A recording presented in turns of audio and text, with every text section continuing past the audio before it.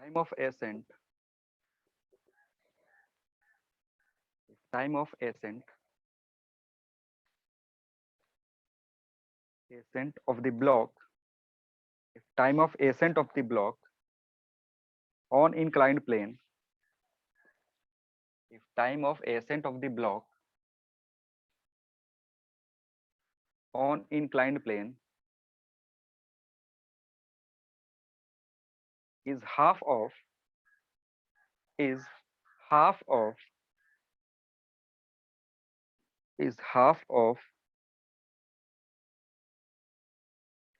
half of time of descent, time of descent descent down the inclined plane, descent down the inclined plane, then find then find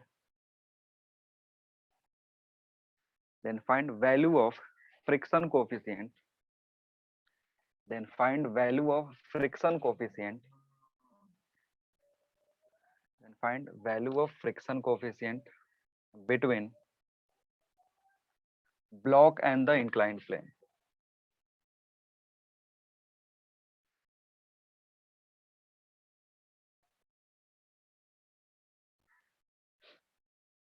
एक block है मास m,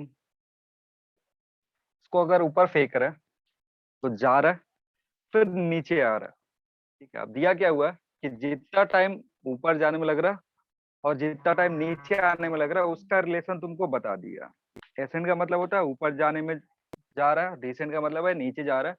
तो accent time और decent time का तुमको relation बताया होगा, उसके help से तुम्हें पता क्या करना है, उसके हेल्प से तुम्हें पता करना है कि जो भी ब्लॉक है और ये जो सरफेस है इसमें फ्रिक्शन कितने का है।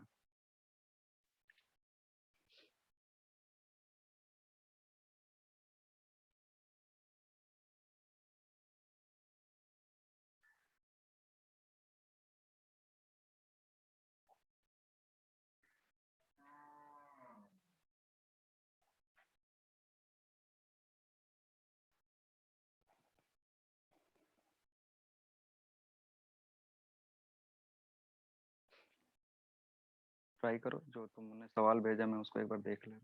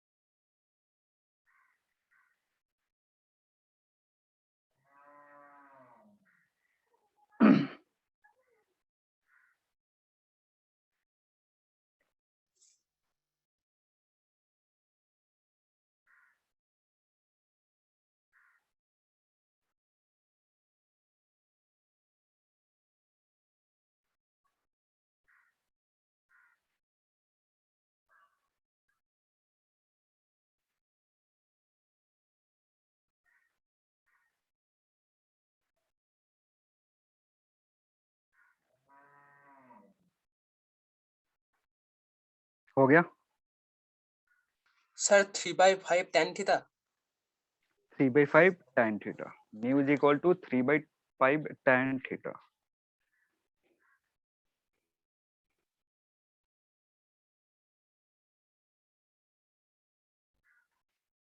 और कोई?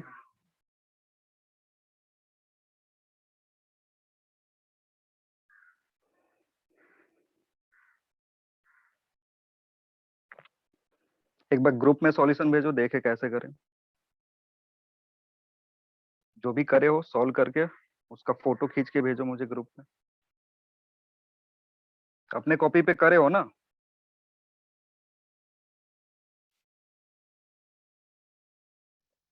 हाँ सर। फोटो खींच के भेजो, थोड़ा चेक करें कैसे कर लिया तुमने। अब बाकी लोग क्यों नहीं कर पा रहे?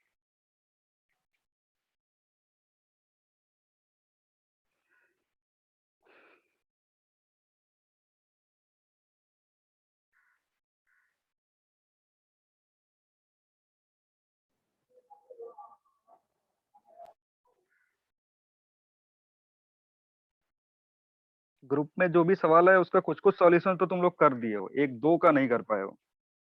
रेन वाला नहीं करे हो यार? रेन वाला नहीं हो पा रहा है क्या किसी से? रेन वाला क्वेश्चन होना चाहिए इतना। उस पे वो बताया था कैसे करना है क्या करना है, वही छोड़ दे रहे हो, बताओ। नहीं सर, वो सर कर पाऊंगा। हो पाएगा तो फिर करे हाँ। क्यों नहीं है? भेजना चाहिए तो उसको भी करके।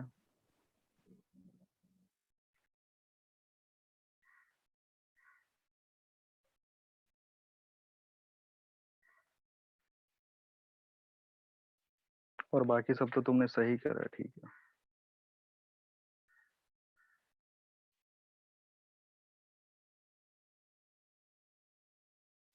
ठीक है। भेजा जिसने अभी वाला सवाल करा था?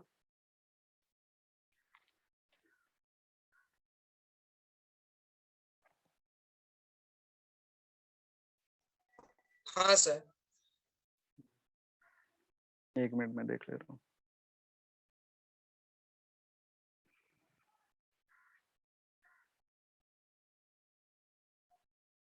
ये तो एलिवेटर वाला किसी ने भेजा।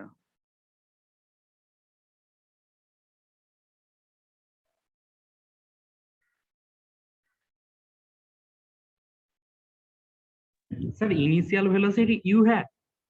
यू दिया हुआ तो है, डायग्राम में यू लिखा हुआ है ना।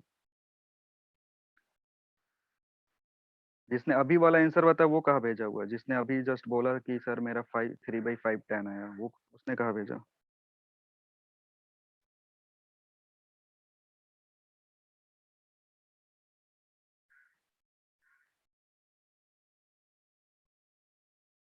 हम्म, ठीक है, फिर क्या करे हो? हम्म, बाकी लोग क्यों नहीं कर पा रहे हैं?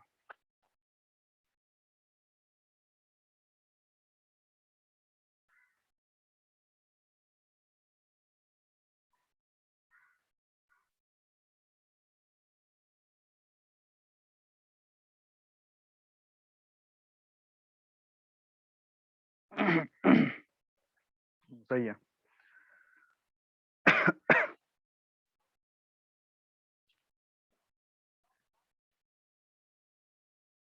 देखो कंसेप्ट यही है कि एक केस में ये ग्रेविटेशनल फोर्स को सपोर्ट करेगा फ्रिक्शन, और एक केस में क्या करेगा, उसको अपोज करेगा।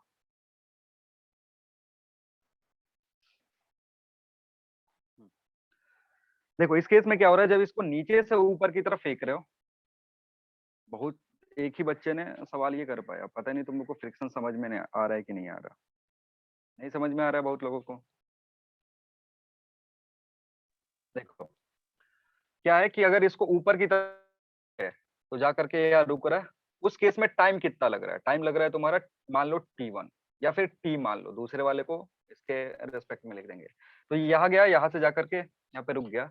इस केस में क्या होगा, जब ऐसे तुम फेंक रहे हो तो एक्सीलेशन जो होगा पीछे की तरफ, इधर की तरफ, इस डायरेक्शन में एक्सीलेशन होगा, तभी तो जाकर के ये रुक जा रहा है। उस एक्सीलेशन की वैल्यू कितनी होगी? अब यहाँ पे देखोगे, अगर ये ऊपर की तरफ जा रहा है तो इसमें जो, इसमें क्या होगा, जो इस mg लग रहा था उसका एक कंपोनेंट mg sin थीटा इधर आया। ठीक है। अभी जो फ्रिक्शन लगेगा, अगर ये ब्लॉक ऊपर की तरफ जा रहा है तो फ्रिक्शन ऊपर की तरफ लगेगा या नीचे की तरफ लगेगा? नीचे की तरफ। नीचे की तरफ। स्लाइडिंग फ्रिक्शन मोशन के अपोजिट डायरेक्शन में लगता है, तो इधर की तरफ ही लगेगा, और उसकी वैल्यू कितनी होगी? म्यू mg cos थीटा, इतना ही होता है। तो अगर यहाँ से एक्सेलरेशन देखोगे ना, ए की जो वैल्यू होगी it will B g sin theta plus mu cos theta. मतलब जब भी ब्लॉक इंक्लाइंड प्लेन के ऊपर हम फेंकते हैं। जब इंक्लाइंड प्लेन के ऊपर जब ब्लॉक को किसी को ऐसे स्लाइड करवाएंगे, उसका जो एक्सेलरेशन होगा that will be how much, g sine theta plus mu cos theta, किधर की तरफ, डाउन द इंक्लाइंड प्लेन। ठीक है, जब ब्लॉक को ऊपर से नीचे फेंकेंगे तो क्या होगा, जो एक्सेलरेशन होगा it will be g into sine theta minus mu cos theta. ये तो उसी दिन बताए थे कि कोई भी ब्लॉक अगर स्लाइड कर रहा है अलोंग द इंक्लाइंड प्लेन तो उसका जो एक्सेलरेशन होता है इन प्रेजेंस ऑफ फ्रिक्शन ये होता है। ये कब है, तो इसको मान लो A1, इसको मान लो A2। क्लियर है, आ रही बात समझ में? Yes sir. ठीक है, अब इसी को सिंप्लीफाई कर दो। सिंप्लीफाई करने के लिए क्या करोगे, जो टाइम वाला टर्म है उसको यूज करो, वहां से हो जाएगा। ठीक है, v is equal to u plus a t करोगे तो सिंप्लीफाई करोगे, आंसर आ जाएगा तुम्हारा।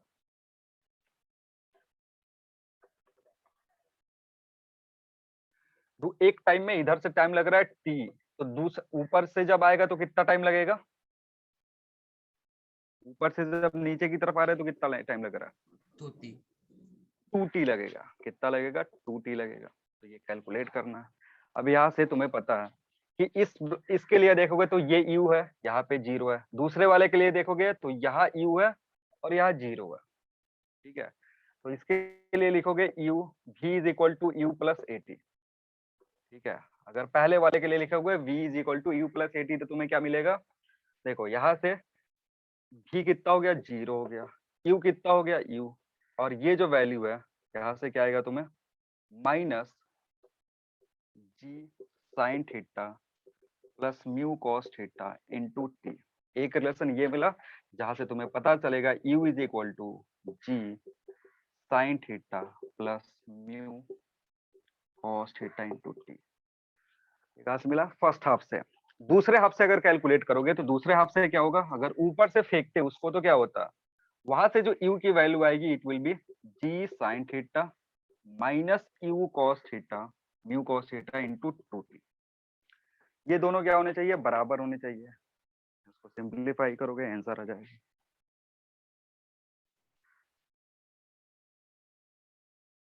ठीक है,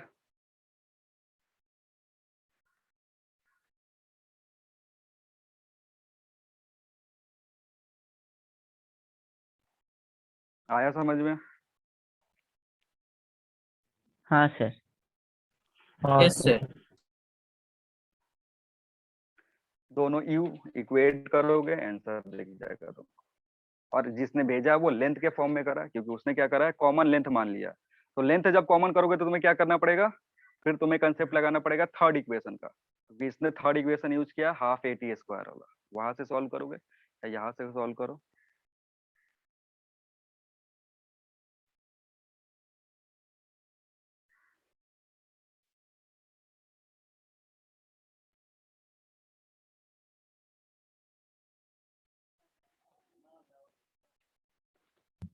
sir mu equal to 1/3 tan theta आ रहा है, तो इक्वल्स टू कितना आ रहा है, 1/3 tan थीटा। 1/3। और उसने कितना बताया था, तुमने कितना बताया था, 3/5 tan थीटा। 3/5 tan theta. अच्छा, दोनों से अलग अलग आ रहा है, तो हमें सोचना क्या पड़ेगा। सर उसने लेंथ, तो यू को कंसीडर ही नहीं किया था। हाँ यू को कंसीडर नहीं किया, कोई ना, हमने यू को करा है। एक चीज रुक जाओ, देखना पड़ेगा क्या एसेंट और डिसेंट में यू सेम रखेंगे या फिर लेंथ सेम रखेंगे। एक मिनट रुक जाओ, मैं बता रहा हूँ।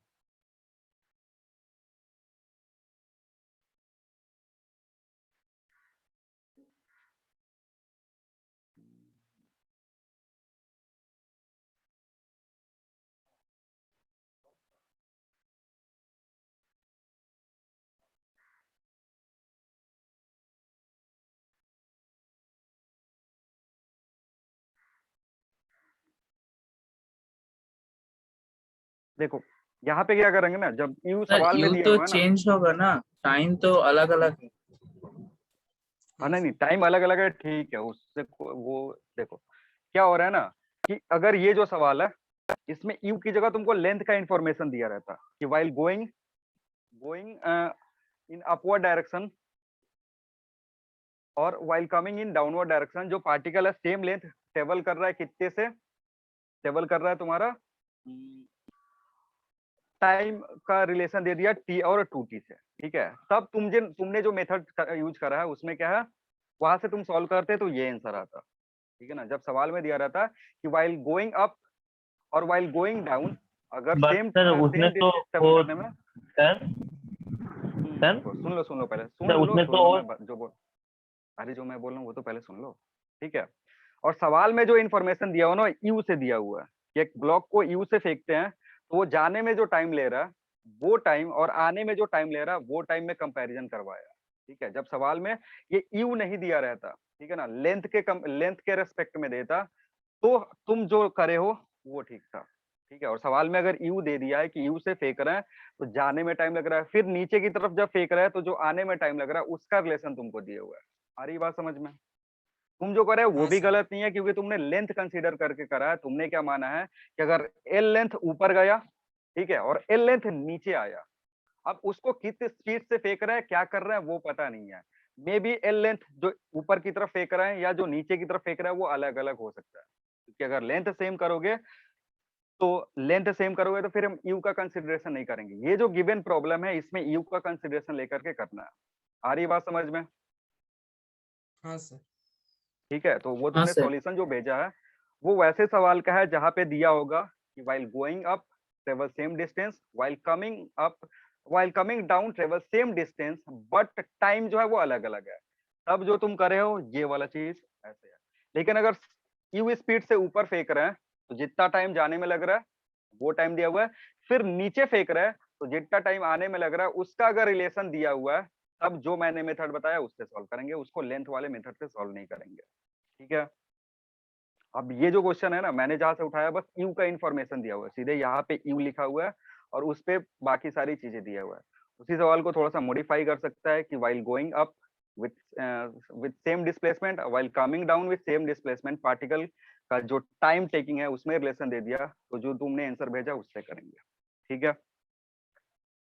आ गया समझ में? इसलिए किसी बच्चे ने पहले ही पूछा था यू इनिशियल स्पीड है तो मैंने बताया था कि हाँ इनिशियल स्पीड यू से फेंक रहे हैं, ऊपर गया हाँ क्योंकि सर, ऊपर उसलिए ही जाकर के रुक जाएगा। मैंने उसमें L is equal to u t plus half a t square लगा दिया था, इसलिए यू यू नहीं कर रहा था।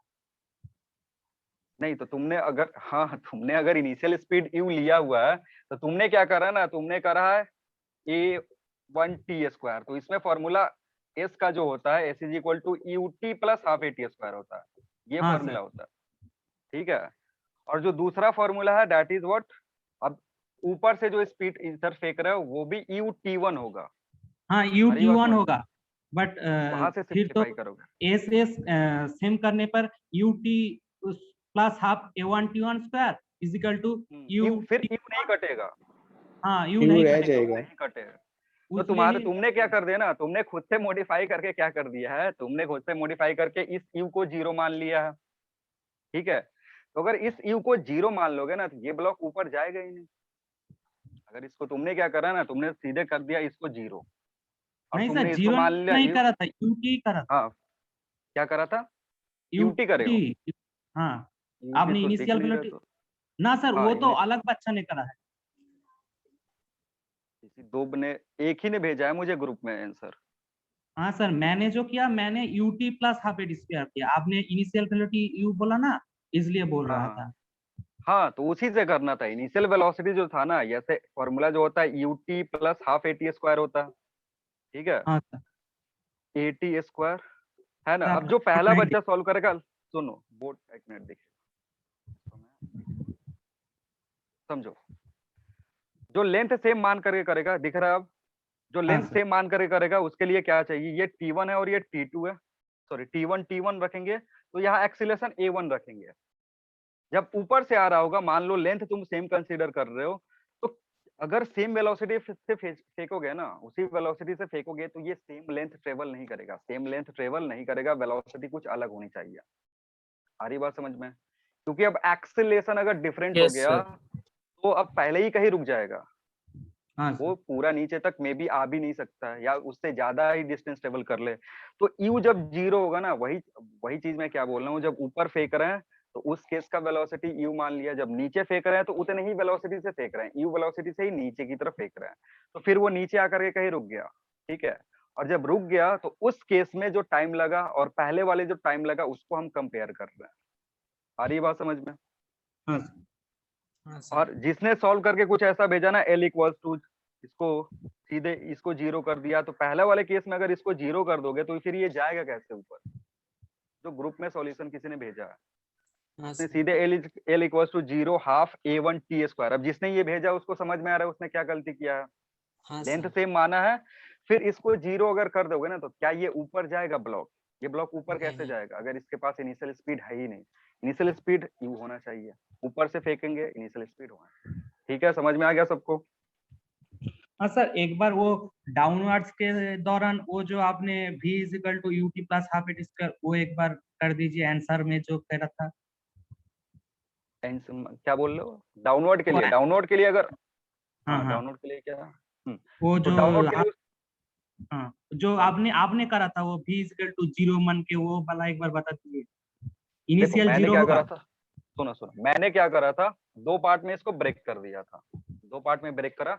एक इसको जब ऊपर फेंक रहे थे यू से तो t1 टाइम लग रहा है, ठीक है। हाँ जब हाँ, फिर इसको नीचे भेज रहे हैं यू से तो t2 टाइम लग रहा है। t1 t2 लेकर के चलो, यू से फेंक रहे हैं तो नीचे t2 टाइम लग रहा है। लेकिन इस दोनों टाइम का तुमको रिलेशन दिया हुआ है कि t1 और t2 में क्या रिलेशन है।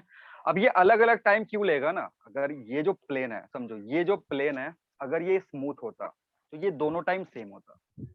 मान रहे हो उत्तर कि अगर हाँ इसको फेंके और इसको फेंके दोनों हाँ प्लेन सर। अगर सेम होता तो टाइम सेम होता। हाँ लेकिन सर। प्लेन जो रफ है ना उसके चलते क्या आएगा, ये दोनों टाइम सेम नहीं होगा, ठीक है।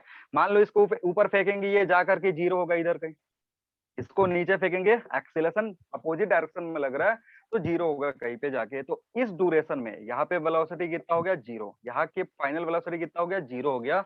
उन दोनों को कंपेयर करके मैंने आंसर बताया 1/3 tan, जो हम कैलकुलेट करेंगे वहां से कितना आएगा 1/3 tan थीटा आएगा। क्लियर है? हाँ सर। अब ये पार्ट में एक्सेलरेशन अलग, ये पार्ट में एक्सेलरेशन अलग है, इन दोनों का रिलेशन दिया हुआ है बट वहां से ये v दोनों इक्वल का टू, इनिशियल वेलोसिटी एक है। हाँ दोनों का इनिशियल वेलोसिटी सेम, यू से इसको ऊपर फेंक रहे हैं, यू से इसको नीचे फेंक रहे हैं, तो ये आकर के कहीं पे रुक जा रहा है। अगर फ्रिक्शन नहीं होता तो यहाँ पे वेलोसिटी 0 नहीं होती। फ्रिक्शन अगर नहीं होता तो यहाँ पे वेलोसिटी 0 होती, कभी नहीं होती, नहीं। क्योंकि वेलोसिटी इंक्रीज करता है जब नीचे किसी चीज को फेंकते हैं। क्योंकि फ्रिक्शन है वो डी एक्सेलेट कर रहा है, उसके चलते क्या हो रहा है, वेलोसिटी घट रहा है। क्लियर है? हाँ सर। और ऐसे कंडीशन में फ्रिक्शन जो है वो फ्रिक्शन का जो वैल्यू आ रहा है वो mg से ज्यादा होनी चाहिए। फ्रिक्शन का जो वैल्यू आ रहा है देखो, क्योंकि ये डी एक्सेलेट कब होगा, डी एक्सेलेट तभी होगा जब mg sin थीटा की वैल्यू और यहाँ पे जो वैल्यू आ रहा है mu mg mg cos cos theta, theta, इसमें कौन बड़ा होगा, इन दोनों म्यू में कौन mg बड़ा cos होना थीटा। चाहिए? ये बड़ा होगा तभी जाकर ये डी एक्सेलेट होकर के 0 होगा। समझ यस रहे हो? सर। ठीक है ना? तो फिर उसके अकॉर्डिंग रखोगे तो जो म्यू की वैल्यू आएगी it will be 1/3 tan theta. कोई कंफ्यूजन किसी को? No sir. ठीक है, चलो फिर आगे बढ़ते हैं।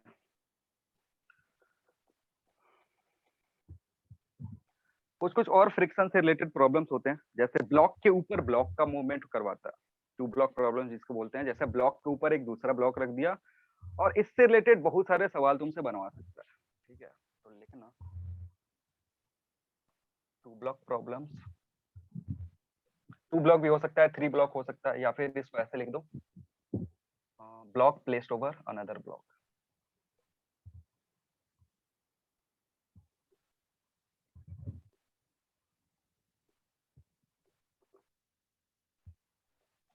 एक ब्लॉक ब्लॉक के ऊपर दूसरा ब्लॉक प्लेस करके रखें, तो इस केस में क्या होगा, ये 2 ब्लॉक सिस्टम भी हो सकता है, 3 ब्लॉक सिस्टम भी हो सकता है, इसलिए मैंने block place over another block लिखा। देखो क्या हो रहा है, एक एग्जांपल के हेल्प से समझ रहे हैं। ये एक ब्लॉक है जिसका मास है 10 kg, इसके ऊपर एक ब्लॉक रखा हुआ है दूसरा ब्लॉक जिसका मास है 5 kg, ठीक है।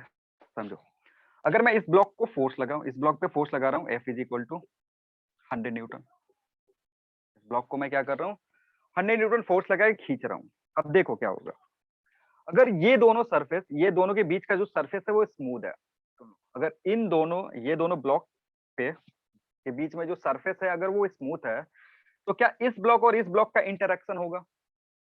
इस ब्लॉक नहीं का और सर, इस ब्लॉक का नहीं इंटरेक्शन सर। नहीं होगा होगा, सर। लेकिन नहीं होगा सर। नहीं होगा, लेकिन इन वर्टिकल डायरेक्शन इंटरेक्शन होगा, लेकिन ओनली इन वर्टिकल डायरेक्शन, जिसके चलते ये ब्लॉक इस पे फोर्स लगा रहा है, ये ब्लॉक इसके ऊपर फोर्स लगा रहा है, बट इन वर्टिकल वो जो डायरेक्शन। नॉर्मल रिएक्शन है। नॉर्मल हाँ, force. Normal reaction. Horizontal direction में कोई इंटरेक्शन नहीं होगा, हॉरिजॉन्टल डायरेक्शन में कोई भी फोर्स की वैल्यू नहीं होगी। मतलब अगर यहाँ पे फ्रिक्शन गायब है, इस पे फ्रिक्शन गायब है, इस पे अगर तुमने फोर्स लगा दिया ना, तो ये ब्लॉक चुपचाप आ जाएगा और ये यहीं पे रह जाएगा। क्लियर है इतना चीज? हाँ इसको सर। अगर खींचोगे तो हाँ ये सर। चलेगा और ये ब्लॉक यहीं पे रह जाएगा, कुछ देर बाद वो नीचे गिर जाएगा। ठीक है, वो केस, वो सिचुएशन हमें डिस्कस नहीं करना, हमें डिस्कस करना है कि जब यहाँ पे फ्रिक्शन आ जाए, जब यहाँ पे क्या आ जाए, फ्रिक्शन आ जाए। अब देखो होगा क्या कि जब जैसे यहाँ पे फ्रिक्शन आएगा ना, तो यहाँ पे नॉर्मल रिएक्शन पहले तुमने देखा, वेट के चलते नॉर्मल रिएक्शन है, और नॉर्मल रिएक्शन हो और साथ ही साथ ये सरफेस रफ हो, तो उसके चलते फ्रिक्शन आता है। अब फ्रिक्शन का डायरेक्शन जो है उसी में बच्चे परेशान हो जाते हैं कि फ्रिक्शन किधर की तरफ लगेगा। ठीक है, समझो, आप एक चीज समझो, ये जो ब्लॉक है, जब भी फ्री बॉडी डायग्राम बनाएंगे ना, तो जिस ब्लॉक पे फोर्स लग रहा है उस ब्लॉक को उठा लेंगे। जब भी फ्री ऐसा कोई 3 बॉडी ब्लॉक दिया हुआ है, 4 बॉडी ब्लॉक दिया हुआ है, तो सबसे पहले जब हम फ्री बॉडी डायग्राम बनाते हैं तो किसका बनाएंगे? जिस ब्लॉक पे डायरेक्टली फोर्स लग रहा है। तो इस ब्लॉक पे क्या लग रहा है? डायरेक्टली फोर्स लग रहा है। क्लियर है इतना? तो ऐसे सवाल में पहला स्टेप मैंने बता दिया, क्या करेंगे, एक ब्लॉक उठा लेंगे जिसपे डायरेक्टली फोर्स लग रहा है। समझो, इस ब्लॉक पे जो 10 kg का ब्लॉक था, उस पे डायरेक्टली फोर्स लग रहा है इधर की तरफ, कितना? 100 न्यूटन। इसको उठा लिया, तो ये जो फोर्स लग रहा है, इसके चलते ये ब्लॉक किधर की तरफ जाने की कोशिश करेगा? इधर, इधर, है कि नहीं? हाँ सर। और ये ब्लॉक अगर इधर की तरफ मूव कर रहा है, ये ब्लॉक अगर इधर की तरफ मूव कर रहा है, तो दो सरफेसेस जो कांटेक्ट में है उस पे जो फ्रिक्शन लगेगा, इसके मोशन के अपोजिट डायरेक्शन में लगेगा, है या ना? हाँ सर। हाँ सर। तो अगर यहाँ पे देखोगे, यस ये सर। जो ग्राउंड है, ग्राउंड जो है ये किधर की तरफ फोर्स लगाएगा? फ्रिक्शन इधर की तरफ, F1। यहाँ पर भी कांटेक्ट है ग्राउंड के साथ, तो एक फ्रिक्शन वहां पे आएगा। साथ ही साथ ऊपर भी फ्रिक्शन लगेगा, F2, and that will be in opposite direction. क्यों? क्योंकि ये जो ब्लॉक है 10 kg, इस फोर्स लगने के चलते, ये फोर्स लगने के चलते ये किधर की तरफ जा रहा है? इस साइड में जा रहा है। तो फ्रिक्शन का डायरेक्शन पता चल गया, इस सरफेस पे और इस सरफेस पे। ठीक है, हाँ सर। अब इसके Yes, sir. रिस्पेक्ट में now you can draw the block on which force is directly not acting. अब तुम्हारा काम क्या है, जो दूसरा ब्लॉक था 5 kg का, 5 kg का, अब इस पे फ्रिक्शन किधर लगेगा वो तुम डायरेक्टली बता सकते हो। देखो, अगर फ्रिक्शन F2 इस पे पीछे की तरफ लग रहा है, तो इसी का एक रिएक्शन जनरेट होगा। इसी का क्या जनरेट होगा? रिएक्शन जनरेट होगा, जो इस ब्लॉक पे किधर की तरफ लगेगा? आगे की तरफ लगेगा, आगे की तरफ रहेगा। ठीक है ना? तो मेथड क्या समझ में आ गया कि ये जो F2 जो है ना, ये बच्चों को कंफ्यूज कर देता है कि इस ब्लॉक पे किधर लगेगा, उस ब्लॉक पे किधर लगेगा। तुम्हारा काम क्या है, सबसे पहले वैसे ब्लॉक का ड्रॉ करोगे जिसका डायरेक्शन ऑफ मोशन तुम्हें पता है, क्योंकि उसका डायरेक्शन ऑफ मोशन तुम्हें पता है, तो स्लाइडिंग फ्रिक्शन का तुम समझ रहे हो कि अगर ये स्लाइड कर रहा है इधर, तो जो भी सर्फेसेस है वहां पे फ्रिक्शन मोशन के अपोजिट डायरेक्शन में लगता है। यानी किधर लगेगा? इधर की तरफ, इधर की तरफ, और इस पे फ्रिक्शन लगेगा आगे की तरफ। क्लियर है? हो गया? अब समझो दूसरी चीज Yes, समझते हैं। sir. अगर इस सरफेस पे फ्रिक्शन निकालना चाहते हो, इस सरफेस पे फ्रिक्शन निकालना चाहते हो, तो इस पे कितना नॉर्मल रिएक्शन लग रहा है वो तुम्हें निकालना पड़ेगा। मतलब N2 की वैल्यू चाहिए। जिस सरफेस पे फ्रिक्शन तुम्हें चाहिए उस सरफेस का नॉर्मल रिएक्शन। अगर इस सरफेस पे तुमको फ्रिक्शन चाहिए, तो इस सरफेस पे नॉर्मल रिएक्शन कितना लग रहा है वो तुम्हें पता करना होगा। यानी जहां का फ्रिक्शन तुम्हें चाहिए उस पॉइंट का नॉर्मल रिएक्शन तुम्हें पता करना। सिमिलरली इस पे फ्रिक्शन अगर ये तुमने कैलकुलेट कर लिया तो ये भी पता चल जाएगा। अगर इस सरफेस पे N2 लग रहा है नीचे की तरफ, तो ये ऊपर की तरफ क्या लगाएगा? N2 लगाएगा। आ रही बात समझ में? अगर यहाँ पे बात करोगे तो इसका फ्री बॉडी डायग्राम में तुमने फोर्स दिखा दिया, फ्रिक्शन दिखा दिया, नॉर्मल रिएक्शन दिखा दिया, एक और फोर्स बचा, दैट इज mg, जो कि नीचे की तरफ लगेगा। इसको मैं m1g लग रहा हूँ। और इस पे भी क्या लगेगा? की तरफ m2g लगेगा। और कोई फोर्स है दिखाने के लिए? जो हमने गिवन एग्जांपल लिया है उसके अकॉर्डिंग और कोई फोर्स इस पे बच रहा है जो लग रहा है? नहीं या सर। सारा मैंने नहीं दिखा सर। दिया? दिखा दिया। सिमिलरली इस पे कोई ऐसा फोर्स है जो छूटा हुआ है? सब कुछ दिखा दिया। यस ठीक सर। है, अब बात करते हैं। मान लो इस सरफेस का जो फ्रिक्शन कोफिशिएंट है वो μ2 है। इस सरफेस का फ्रिक्शन कोफिशिएंट कितना है? μ2 है। और इस सरफेस का फ्रिक्शन कोफिशिएंट μ1 है। सेम भी दे सकता है, अलग अलग भी दे सकता है। मैं वैल्यू ले रहा हूँ कि ये μ1 है और ये μ2 है। तो अब यहाँ μ2 पता चल गया तो तुम F2 निकाल सकते हो, क्योंकि नॉर्मल रिएक्शन तुमने निकाल लिया। वैसे ही अगर तुम्हें क्या पता चल गया, μ1 पता चल गया, तो तुम F1 निकाल सकते हो, क्योंकि तुमने नॉर्मल रिएक्शन निकाल लिया। आ रही बात समझ में? तो नॉर्मल रिएक्शन कैसा आएगा? जब इस पे हम वर्टिकल डायरेक्शन का फोर्स कंसीडर करेंगे तो वो नॉर्मल लेगा। यहाँ पे जब वर्टिकल डायरेक्शन का फोर्स कंसीडर करेंगे तो वो N2 देगा। और यहाँ से एक एक ब्लॉक का ले करके चलोगे, तब जा करके तुम यहाँ से इक्वेशन आएगा, फिर यहाँ से इक्वेशन आएगा। जैसे इक्वेशन आता है, नंबर ऑफ अननोन जितने होते हैं उतना हमें इक्वेशन चाहिए, फिर उसको सॉल्व करते हैं, आंसर आ जाता है। आ रही बात समझ में? हाँ बोलो। सर वो 10 kg का जो ब्लॉक है उसमें तो सर 10 उसमें उसको अर्थ जो फोर्स से खींचेगा वो तो है 10 + 5g, तो 10 हाँ, + 5g नहीं होगा? वो तुम्हें पता चल जाएगा। समझो कैसे है। अगर वर्टिकल डायरेक्शन में फोर्सेस बैलेंस करोगे, इधर सुन लो, जो तुम बोल रहे हो वो मैं बता देता। अगर वर्टिकल डायरेक्शन में इधर फोर्सेस बैलेंस कर रहे हो तो देखो क्या होगा। वर्टिकल डायरेक्शन में नीचे की तरफ क्या है? नीचे की तरफ है N2 प्लस M1G। ये बराबर किसके होना चाहिए? N1 के बराबर। आया ना? हाँ ठीक है। सर। हाँ सर। अगर इसके लिए देखोगे तो इसके लिए N2 कितना होगा? M2G के बराबर। अब यस तुम्हें सर। N2 यहाँ पता चल गया। इस N2 को यहाँ उठा करके रख दोगे तो नॉर्मल रिएक्शन एट सरफेस 1 दे देगा। आ रही बात समझ में? हाँ ये सर। ग्राउंड जो है ना, ग्राउंड जो है वो दोनों का वेट सपोर्ट बैलेंस कर रहा है। ग्राउंड इस 10 kg का भी कर रहा है, ऊपर इसके जो 5 kg रखा हुआ है उसको भी कर रहा है। इसलिए नॉर्मल रिएक्शन जो ग्राउंड ऊपर ब्लॉक पे लगाएगा, कौन से ब्लॉक पे? इस ब्लॉक पे। नॉर्मल रिएक्शन किस पे लगा रहा है? इस ब्लॉक पे। That will B M1G plus N2। और N2 की वैल्यू कितनी है? M2G के बराबर है। तो अब यहाँ से तुमने अगर N2G निकाल लिया तो जो फ्रिक्शन F2 होगा वो कितना होगा? Friction F2 will be μ2 U into M2G। M2G। ठीक है। अगर यहाँ पे देखोगे तो यहाँ से N1 आएगा। N1 अगर तुमने कैलकुलेट कर लिया तो F1 की जो वैल्यू होगी इट विल बी μ1 N1। ठीक है। और अब यहाँ से फ्रिक्शन निकालने की जरूरत नहीं है, क्योंकि सेम वैल्यू आएगा। यहाँ से क्या होगा? सेम वैल्यू आएगा। यहाँ रखा हुआ है, ये पुट कर लो। इधर निकाल लो फ्रिक्शन या इधर निकाल लो, वैल्यू सेम होगा। किसी कोई कंफ्यूजन? No sir. बोलो, कोई दिक्कत हो तो बता दो, नहीं तो आगे बढ़ते हैं। आगे बढ़े, एक सवाल करते हैं। ये एग्जांपल था कि कैसे प्रॉब्लम को टैकल करेंगे। अब जो भी सिस्टम तुमको देगा ना, दैट में बी एक्सेलरेटिंग, दैट में बी नॉट नॉन एक्सेलरेटिंग। ठीक है। मे बी कांस्टेंट वेलोसिटी के साथ चला सकता है, मे बी एक ब्लॉक को दूसरे ब्लॉक पे मूव करवाने के लिए कितना एक्सेलरेशन चाहिए, ये सारी चीजें तुमसे पूछेगा।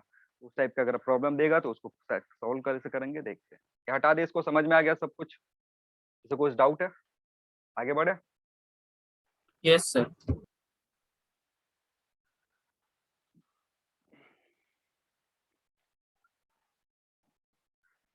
प्रॉब्लम है, लिखना। देखो, if coefficient of friction between all surfaces if coefficient of friction between all surfaces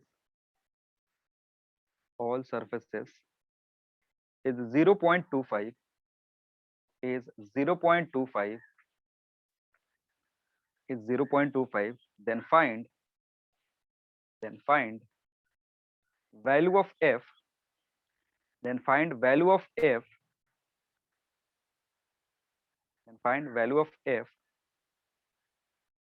acting on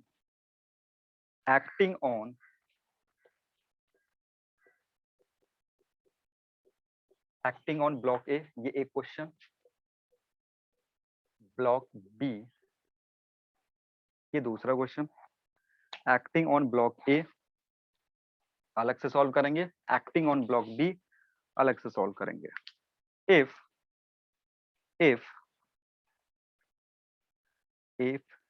block B moves with, if block B moves with constant speed, if block moves with constant speed, constant speed, हो गया। Diagram दे रहा हूं क्या हो रहा है। अगर ए के लिए देखोगे ना, ए पे क्या हो रहा है, इसके लिए जो डायग्राम है वो कुछ इस तरीके का, 8 kg 4 kg, पहले इस पे फोर्स लग रहा है F, तो तुमको वैल्यू बताना। दूसरे केस में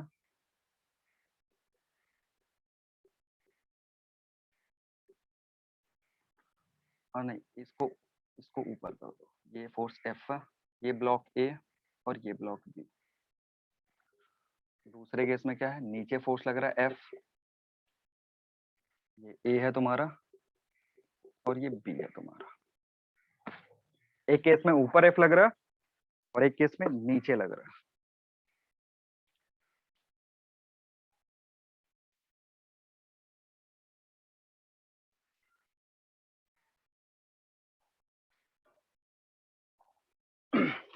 अब इस दो सिस्टम से ना बहुत सारे क्वेश्चन बना सकते हैं। मैंने तुमसे बस एक टाइप अभी पूछा हुआ है जहाँ पे बी कांस्टेंट वेलोसिटी से चले। इसमें एक्सीलरेशन ला सकते हैं, किसी एक ब्लॉक का एक्सीलरेशन ला सकते हैं, दोनों ब्लॉक का एक्सीलरेशन ला सकते हैं।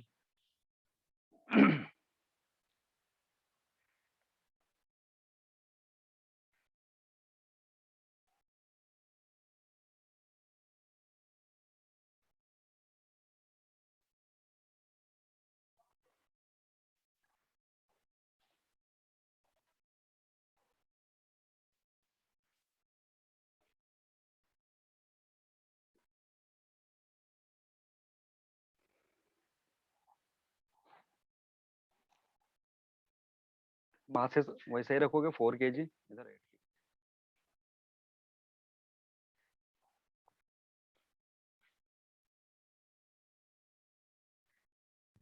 सर पहले वाले में 10 न्यूटन, दूसरे वाले में 30 न्यूटन। चलो ए के लिए 10 न्यूटन, बी के लिए F इज इक्वल टू 30।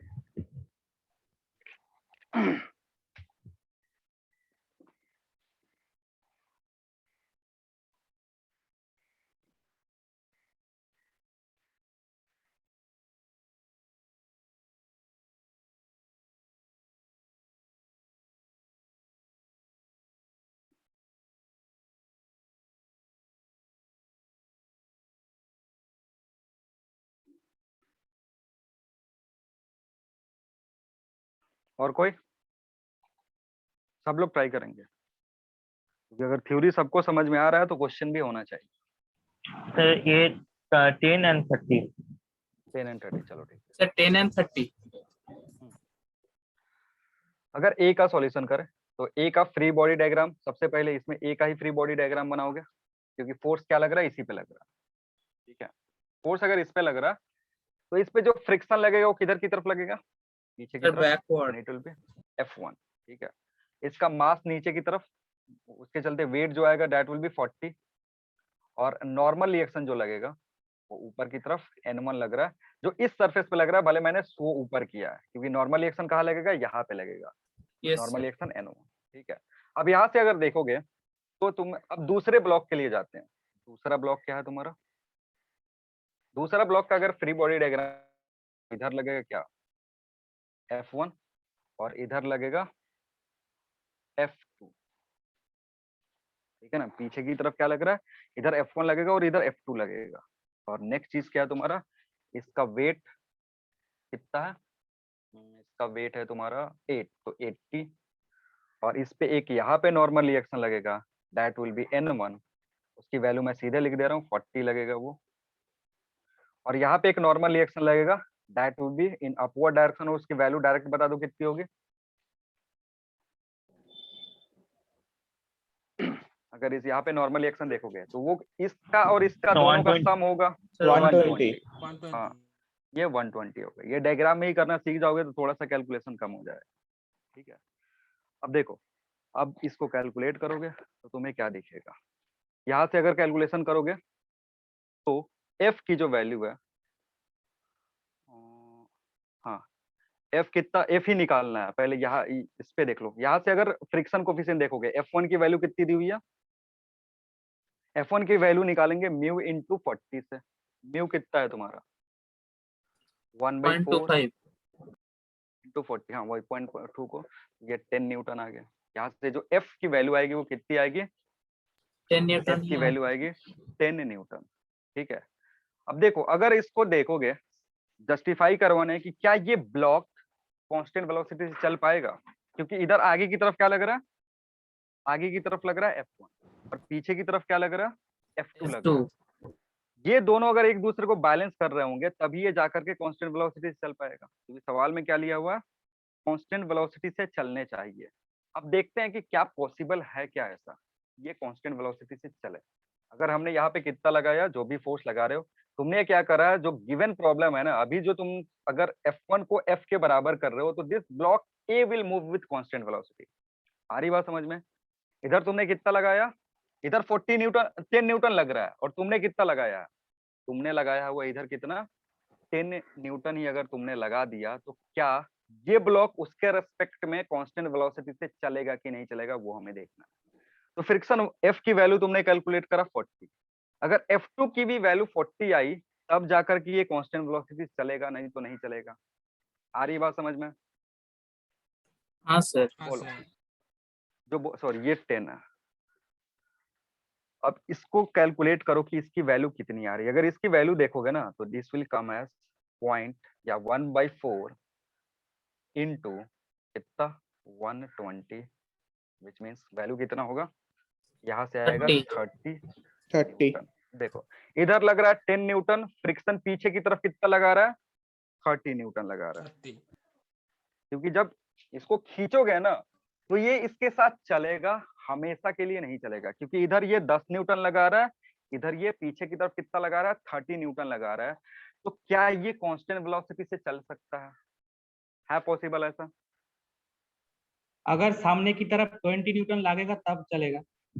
सामने की तरफ 20 न्यूटन लगाओगे तो फ्रिक्शन सफिशिएंट नहीं होगा, ये ब्लॉक एक्सीलरेट कर जाएगा। इस पे अगर 20 न्यूटन लगाओगे तब वो कांस्टेंट वेलोसिटी चलेगा।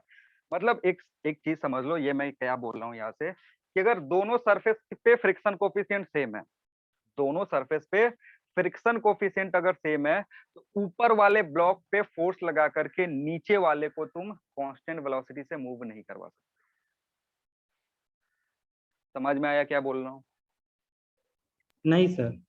सर और एक बार समझा समझो दीजिए ना। समझो, यहाँ से फ्रिक्शन F की जो वैल्यू है वो तुमने कैलकुलेट कर लिया कि फ्रिक्शन पीछे की तरफ कितना लगेगा, फ्रिक्शन पीछे की तरफ लगेगा, क्योंकि यहाँ नॉर्मल रिएक्शन 40 है तो फ्रिक्शन जो पीछे की तरफ लगेगा वो 10 लगेगा। 10 इतना होगा। समझ में आ गया? ठीक है, हाँ सर। वही 10 इधर की तरफ लगेगा आगे की तरफ, वही 10 क्या लगेगा इस पे लगेगा आगे की तरफ, जिसके चलते ये ब्लॉक आगे की तरफ चलना शुरू कर देगा। आया ना? यस चलेगा सर। ना? अब जब ये चलना शुरू कर देगा ना तो इस सरफेस पे भी क्या आने लगेगा, इस सरफेस पे भी आने लगेगा फ्रिक्शन, और वो फ्रिक्शन किधर लगेगा, पीछे की तरफ। बैकवर्ड। पीछे की तरफ। अब पीछे की तरफ जो फ्रिक्शन लगेगा ना that is also sliding friction, क्योंकि वो चलना शुरू कर दिया, तो अगर पीछे की तरफ लग रहा है तो उसकी वैल्यू कितनी होगी, इस सरफेस का नॉर्मल रिएक्शन, और इस सरफेस का नॉर्मल रिएक्शन कितना है, सरफेस का नॉर्मल रिएक्शन है 120। 120 यहाँ से कैलकुलेट करोगे तो पीछे की तरफ जो फोर्स आ रहा है वो कितना आ रहा है 30 30 न्यूटन आएगा। आ रहा है। अब समझ लो 30 न्यूटन 30 न्यूटन आ रहा है, यानी 10 न्यूटन आगे की तरफ लग रहा है और 30 न्यूटन क्या लग रहा है, पीछे की तरफ लग रहा है। तो ब्लॉक को तुमने चला दिया, चलना शुरू करवा दिया, इस पे फोर्स लगा करके इसको चलाया, लेकिन क्या हो गया ना कि इस पे नेट फोर्स पीछे की तरफ आने लगा। इस पे क्या होने लगा, नेट जो फोर्स आया वो 20 न्यूटन से पीछे की तरफ आने लगा, जिसके चलते ब्लॉक डीएक्सेलरेट होने लगेगा। आ रही है बात समझ में क्या बोल रहा हूँ? ब्लॉक का भी हाँ क्या सर। होगा, डीएक्सेलेरेशन होने लगा। तो क्या ये कांस्टेंट वेलोसिटी से चल पाएगा, कांस्टेंट नहीं सर, वेलोसिटी से नहीं इस बार सर। नहीं नहीं चलेगा। चल पाएगा। यानी अगर इस पे फोर्स लगा रहे हो ना, इस पे फोर्स लगा रहे हो, 10 न्यूटन का फोर्स लगाओगे, अब 10 न्यूटन का फोर्स लगा करके तुमने अगर इसको यहाँ से खींच दिया तो क्या होगा, ये चल जाएगा कांस्टेंट वेलोसिटी से, लेकिन नीचे वाला क्या होगा, कांस्टेंट वेलोसिटी से नहीं चलेगा, ये बेचारा थोड़ी देर चलेगा, उसके बाद जाकर के रुक जाएगा, क्योंकि ये डी एक्सलेट करना शुरू कर दिया है। तो जो गिवन सवाल है, अगर बोल रहा है ऊपर वाले पे फोर्स लगा करके, अब यहाँ से एक कंक्लूजन भी निकाल सकते हो कि जब ऊपर वाले पे फोर्स लगा कर खींचेंगे ना, तो नीचे वाले का कुछ ना कुछ एक्सीलरेशन होगा। आ रही बात समझ में? वो कभी भी उसी वेलोसिटी, उस कांस्टेंट वेलोसिटी से नहीं चल सकता है। क्यों नहीं चल सकता है? क्योंकि इस पॉइंट पे, इस सरफेस पे नॉर्मल रिएक्शन ज्यादा लग रहा है, और अगर नॉर्मल रिएक्शन ज्यादा लग रहा है तो इसके चलते जो फोर्स आएगा, फ्रिक्शन फोर्स आएगा, वो ज्यादा होगा, जो ब्लॉक को, नीचे वाले ब्लॉक को डीएक्सलेट करवा ही देगा। आ गया समझ में?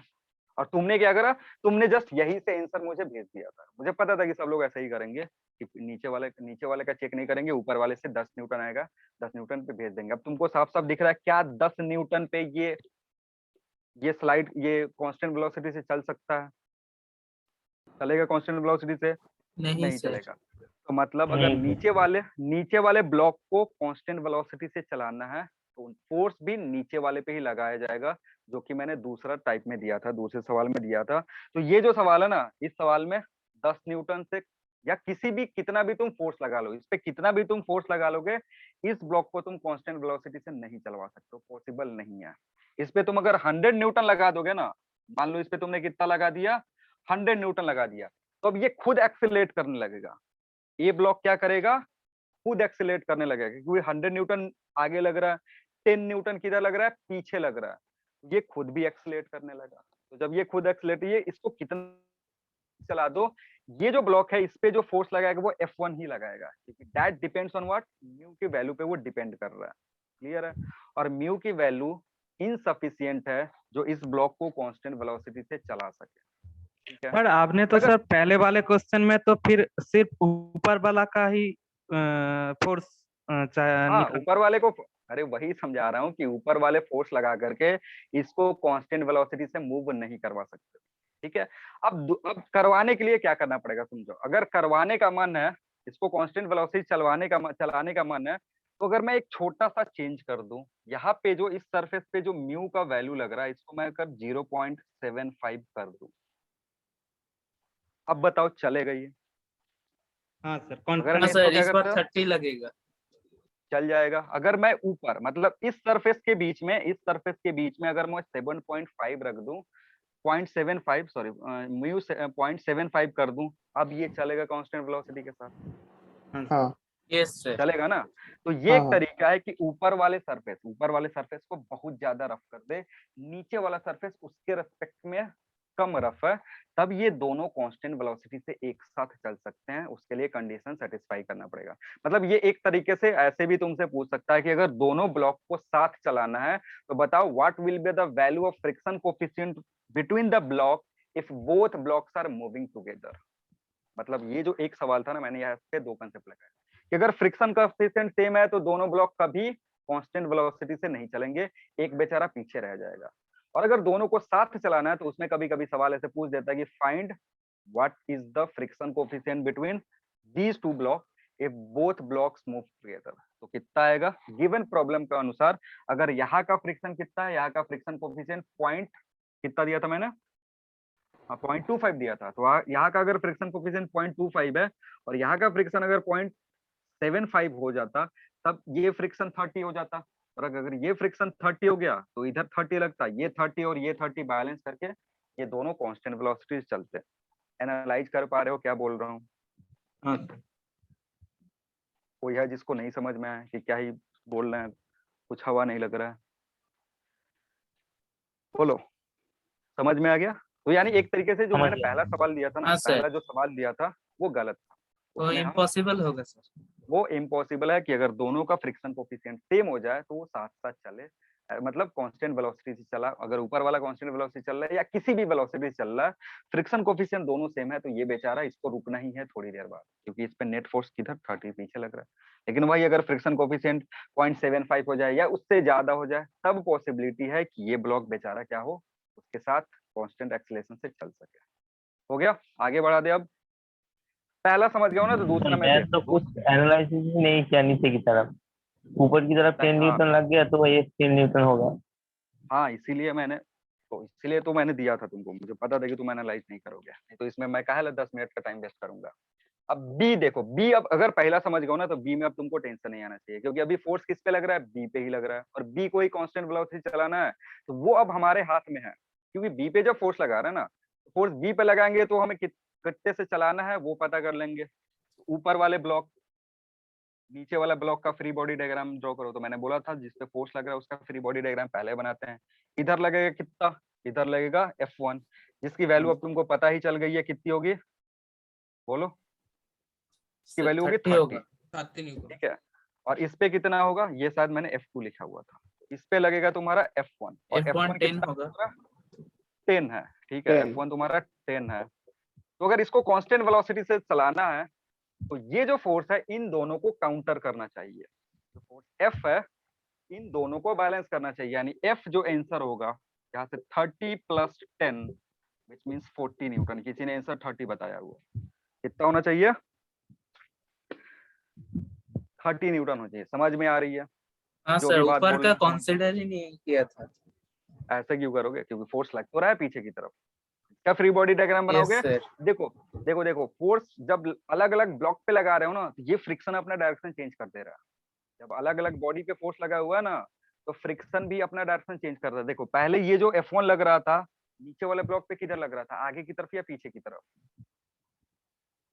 केस ए में, केस ए में किधर लग रहा था, आगे की तरफ। फ्रिक्शन ये आगे की तरफ लग रहा था। इस क्वेश्चन में जिस पे फोर्स लग गया तो इसका फ्री बॉडी डायग्राम बनाया तो पता चला फ्रिक्शन किधर लग रहा है, पीछे। पीछे की बैकवर्ड तरफ। लग रहा है। क्योंकि आगे अब ऊपर वाले ब्लॉक पे F1 आगे की तरफ लगने लगेगा, ठीक है। तो कभी भी जब इस टाइप का क्वेश्चन आएगा ना, तो हमेशा, बार बार बोल रहा हूँ, हमेशा फ्री बॉडी डायग्राम कहाँ से बनाना शुरू करेंगे, जिस ब्लॉक पे फोर्स लग रहा है उससे फ्री बॉडी डायग्राम बनाना शुरू करेंगे। नहीं तो फिर अगर इससे नहीं करोगे गलत हो जाएगा, क्योंकि तुम फ्रिक्शन का डायरेक्शन अपने मन से, कोई बच्चा मान लिया कि इस पे फ्रिक्शन पीछे की तरफ लग रहा है, क्योंकि उसको लगता क्या है, ये जो ब्लॉक है ना, नीचे वाला ब्लॉक को अगर नीचे इधर की तरफ खींच रहे हैं फोर्स से, तो ये इस ब्लॉक पे भी फ्रिक्शन पीछे की तरफ लगेगा। ऐसा नहीं होता, इस ब्लॉक पे फ्रिक्शन पीछे की तरफ लगेगा, तो उसके चलते है इस पे जो फ्रिक्शन होगा, रिएक्शन एक्शन रिएक्शन के चलते आगे की तरफ लगेगा। कर पाओगे इस टाइप का सवाल बिना मिस्टेक का? हाँ सर। ठीक है ना, चलो हाँ और भी सर। करते हैं। अब पिछला वाला जो सवाल, हाँ हाँ बोलो बोलो बोलो। सर तो फिर वो ए का आंसर कितना होगा? ए का आंसर कुछ नहीं होगा। ए का सवाल जो होगा ना, वो थोड़ा सा इस तरीके का पूछ सकता है, इफ 10 न्यूटन ऑफ फोर्स, या if block A is moving with constant velocity. सुन लो क्या बोल रहा हूँ, पिछले वाले का जो सवाल मैंने पूछा वो तो इम्पॉसिबल है, लेकिन उसको दूसरे तरीके से मॉडिफाई करके पूछ सकता है कि if A is moving with constant velocity then find acceleration of block B. तुमसे ऐसे पूछ सकता है, क्या पूछेगा, इफ ब्लॉक इज अगर मूविंग अगर विथ सर कांस्टेंट वेलोसिटी। अगर सर ये बोल दे कि if block A moves with constant speed then तो वो 10 ही होगा ना? हाँ, उस सिर्फ 10 होगा, आंसर 10 होगा। अब मैं उसको मॉडिफाई करके थोड़ा सा बता रहा हूँ कि अगर तुमसे बोल दिया कि block A is moving with constant velocity, तब तो कुछ है नहीं उसमें, ब्लॉक ए मूव कर रहा है तो अब तो सीधे आंसर 10 हो जाएगा। मैंने किसका पूछा था, ब्लॉक बी का पूछा था। वो जानबूझ करके पूछा था क्योंकि मैं ब्लॉक ए का पूछता ना, तो ये जो एनालिसिस था तुम कर नहीं पाते या मैं बता नहीं पाता, इसलिए मैंने जानबूझ के उसको ब्लॉक बी रखा हुआ था, क्योंकि ये सारी चीजें मैं बता दूं। अब देखो, अगर ये कांस्टेंट वेलोसिटी से चल रहा है, यानी इस पे फोर्स कितना लगाओगे, ऊपर वाला, पिछले वाले का मॉडिफाइड फॉर्म में बता रहा हूँ। 10 न्यूटन आगे की तरफ लगाते, क्योंकि इस पे पीछे फ्रिक्शन लग रहा था 10 न्यूटन, ये बेचारा चल जाता कांस्टेंट वेलोसिटी से, ये चल रहा है, इसको कोई दिक्कत नहीं है। अगर ये कांस्टेंट वेलोसिटी चल रहा है तो नीचे वाले ब्लॉक कितने से एक्सेलरेट होगा, ये तुमसे पूछ सकता है कि find acceleration of block B, पूछ सकता है तुमसे। ये कैसे निकालते हैं, इस पे इधर 10 लगेगा, इधर 30 लगेगा, 20/8 कितना है, 8 है। तो एक्सेलरेशन जो है it will B 20/8 means 5/2 in backward direction. हाँ। अब देखो, फोर्स ऊपर वाले को क्या लगा रहा है, ऊपर वाले फोर्स तुम लगाए आगे की तरफ, लेकिन नीचे वाला जो ब्लॉक है वो किधर की तरफ एक्सेलरेट हो रहा है, पीछे की तरफ हो रहा है। क्लियर है, हाँ। हटा यस दी सर। इसको। तो फ्रिक्शन में मेन चीज जो होती है, एनालाइज करोगे हो जाएगा, परेशान नहीं होना है। कभी कभी इस तरीके का जो सवाल देता है, इसमें बच्चे ज्यादातर फ्रिक्शन का डायरेक्शन उल्टा पुल्टा कर देते हैं, या उनको समझ में नहीं आता है, गलत हो जाता है। ठीक है, एक और सवाल करते हैं। यही सवाल जो क्वेश्चन रहेगा उसमें, मतलब जो डायग्राम है वो सेम रख रहा हूँ मैं, या डायग्राम में फिर से ड्रॉ कर दे रहा हूँ। ये मान लो 20 kg, ये है 10 kg, ये तुम्हारा फोर्स F, ठीक है। और फोर्स F है तुम्हारा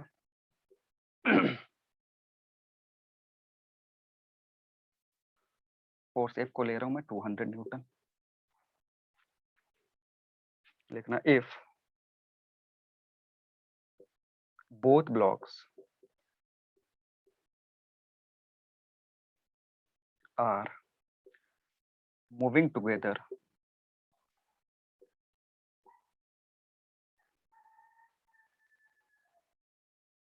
if both blocks are moving together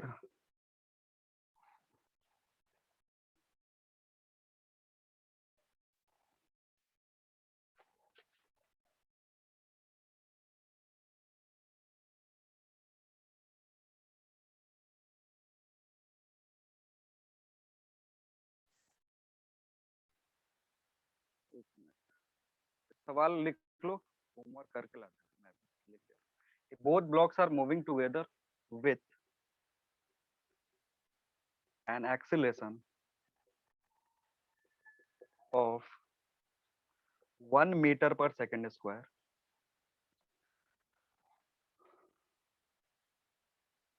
1 meter per second square, then find value of mu1 and mu2। mu1 यहाँ का फ्रिक्शन कोफिशिएंट है और mu2 यहाँ का फ्रिक्शन कोफिशिएंट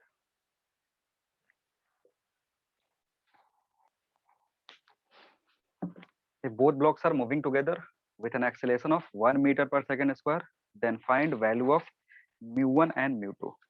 दोनों सरफेस पे जो फ्रिक्शन कोफिशिएंट लग रहा है वो तुम्हें पता कर, और दोनों ब्लॉक, अब बोल दिया कि दोनों ब्लॉक क्या कर रहा है, साथ साथ चल रहा है, मतलब जितना एक्सेलरेशन इसका होगा उतना ही एक्सेलरेशन क्या होगा, इसका होगा।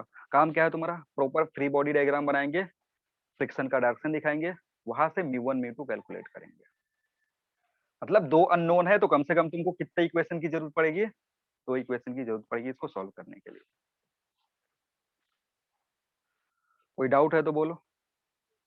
ग्रुप में जो डाउट भेजा हुआ है उसमें कोई ऐसा सवाल जो कोई नहीं कर पाएगा, रेन वाला करके भेज देना, रेन वाला सवाल हो जाना चाहिए क्योंकि वो इजी है। या अभी मैं थोड़ा सा समझा भी दे रहा हूँ, ये लिख लियो, ये तुम्हारा होमवर्क है। हाँ सर। अभी वो रेन वाला मैं जल्दी से समझा दे रहा हूँ। और कोई प्रॉब्लम नहीं है ना जिसमें सर? दिक्कत हो तुमको, बाकी सब। हाँ सर? बोलो। सर वो रॉकेट हाँ वाला बोलो। प्रॉब्लम जो भेजा था आपने, वो न्यूटन मोशन का दिया रहा था, तो उसमें कर नहीं पाता मैंने। अरे तो अभी पढ़ाएंगे ना रॉकेट वाला, क्यों परेशान हो इतना, बोले तो रॉकेट पढ़ गए ना। रॉकेट वाले ही पे पड़े हुए पीछे, रॉकेट अभी हम पढ़ेंगे ना, परेशान मत हो। हाँ क्या कह रहा था, हाँ रेन वाला प्रॉब्लम कह रहा है कि जब एक मैन है जब वो चल रहा है तो उस पर रेन कैसे फॉल हो रहा है, वर्टिकली। मान लो रेन भी वेलोसिटी से चल फॉल हो रहा है और मैन यू से चल रहा है इधर की तरफ। अब वर्टिकली फॉल होगा तो मैंने बताया था कि जो ट्राइंगल बनेगा वो कुछ इस तरीके का बनेगा। ये तुम्हारा भी, और ट्राइंगल जो बनेगा उसमें भी नेट ऐसे दिखाएंगे, याद है सबको। रेन वर्टिकली फॉल कर रहा है, ये भी है, ये उल्टा, इसकी वेलोसिटी उल्टा क्या करते हैं, उल्टा सप्लाई कर देते हैं, तो ये इसको नेगेटिव यू मिलेगा, जिसके चलते क्या होगा, वी नेट उस पर वर्टिकली हो जाएगा। आ रही बात समझ में, बोलो। ये पहला डायग्राम क्लियर है। दूसरे में क्या होगा, कह रहा है कि जब अपने स्पीड को डबल कर दे, डबल कर रहा है तो यही रेन 45 पे चला जा रहा है, तो स्पीड डबल करने का मतलब होता है ये तो कांस्टेंट रहेगा, ये चेंज नहीं होगा, स्पीड अब क्या हो गया, यू के बदले 2u हो गया, और रेन जो है वो अब वर्टिकल से कितने पे मिलेगा उसको, 45 डिग्री पे मिलेगा। अब इन दोनों ट्राइंगल को कंपेयर करोगे तो ये पूरा लेंथ 2u है, ये पूरा लेंथ कितना है, 2u है, ये लेंथ कितना है तुम्हारा, u के बराबर है, इसका मैग्नीट्यूड अगर जस्ट लिखोगे तो ये u के बराबर है, यानी ये वैल्यू तुम्हारा किसके बराबर होगा, u। इधर वाला कितने के बराबर हो जाएगा, यू यू के बराबर हो जाएगा। यू अब समझो, ये 45 है और ये यू है, तो इसका लेंथ कितना होगा, इसका लेंथ, ये यू भी यू हो जाएगा। ठीक है, मतलब हमने क्या करा, ये वर्टिकल लेंथ कैलकुलेट कर लिया। अब तीसरा कंडीशन क्या कर रहा है, अगर इसको 3u कर दे, मतलब ये तुम्हारा v रहेगा। अभी ये कितना हो गया, 3u हो गया। ये जो लेंथ हो गया कितना हो गया तुम्हारा, 3u हो गया। तब वर्टिकल से जो एंगल बनेगा वो कितने का बनेगा, ये थीटा की वैल्यू तुमको पता करनी थी। अरे बात समझ में। अब देखो, तुमने ये कैलकुलेट कर लिया, ये लेंथ कितना है, यू के बराबर है। ये भी कितने के बराबर है, यू के बराबर है। तो बचा वाला जो पार्ट होगा वो कितने के बराबर होगा, 2u 2u के बराबर होगा। तो अगर ट्राइंगल देखोगे ए बी सी, मैं अभी नाम लिखूंगा ए बी सी, ये हो गया तुम्हारा ए tan इनवर्स 2 बी, हाँ सी। तो अगर ट्राइंगल ए बी सी में देखोगे तो tan थीटा जो होगा, tan theta will be perpendicular this 2u by base u, मतलब 2। तो थीटा कितना होगा, tan इनवर्स 2 के बराबर। तो रेन वर्सेस प्रॉब्लम वही मैंने बोला था ना, कि अगर ट्राइंगल बनाना तुमको आता है, हर कंडीशन के लिए ट्राइंगल अगर तुम फॉर्म कर पा रहे हो, तो पिछले वाले से कनेक्ट करके अगला ट्राइंगल, उसके पिछले वाले से कनेक्ट करके अगला ट्राइंगल सॉल्व करोगे, आंसर आ जाएगा। ठीक है। हाँ, रॉकेट वाला परेशान अभी मत हो, रॉकेट वाला बताएंगे, अभी हम पढ़े ही नहीं है रॉकेट। या अभी का, चलो ज्यादा परेशान करोगे तो नेक्स्ट क्लास में बता देंगे, फिर अपना थ्योरी समझते रहना। चलो फिर मिलते हैं नेक्स्ट क्लास में। Thank you everyone. Thank you sir.